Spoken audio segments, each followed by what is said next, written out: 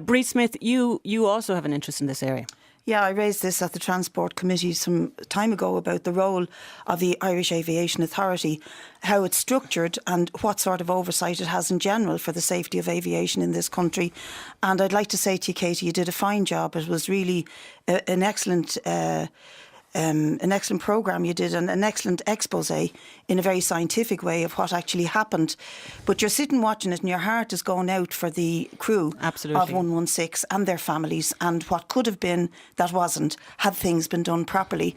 And I have learned since that actually, even though they are saying they're not responsible for search and rescue, the Irish Aviation Authority are clearly responsible for search and rescue, according to the Safety Regulation Division of the aeronautical notice that was given from the European Union, saying an agency called EASA, which looks after aviation safety across Europe, has a regulation called 216/2008, and it clearly states that they are responsible for the safety of search and rescue. But again, light touch regulation, hands off, say nothing, do nothing. And the stuff you showed about the maps, I've seen maps written in Cromwellian times which were more accurate than the maps that were used on those helicopters. And I believe the same company, CHC Ireland, have branches in Australia, in New Zealand, in Canada. They also do cover the the oil rigs. They look after helicopter maps all over the world. I know a pilot who moved from helicopter safety in Ireland to Britain and said the same company in Britain, the maps are second to none. They're absolutely excellent.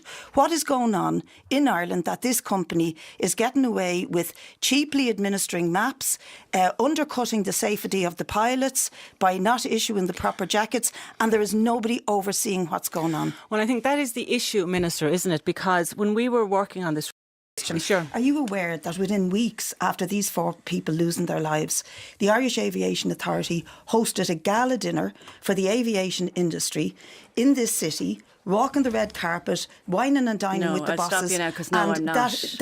And I would like to know if the Minister for Transport attended that dinner, because at the same time people were combing the beaches in Mayo looking for the bodies of these people.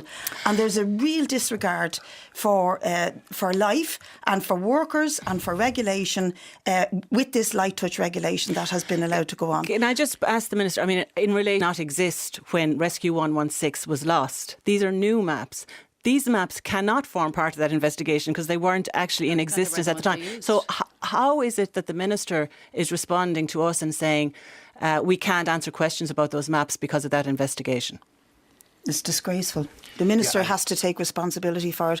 And I know that the Irish Airline Pilots Association have been looking for responses from the Minister on loads of safety issues to do with airlines, with certain companies, which will remain unnamed here because they've had a disastrous record in the last few months. But there's much more behind what goes on with the cancellation of 70,000 flights than just the question of a shortage of pilots. There's a whole range of light touch regulation that is affecting the lives of workers who work on airline industries in this country, and the IAA are overlooking it. And that's within the remit of the Minister to take action and mapping errors.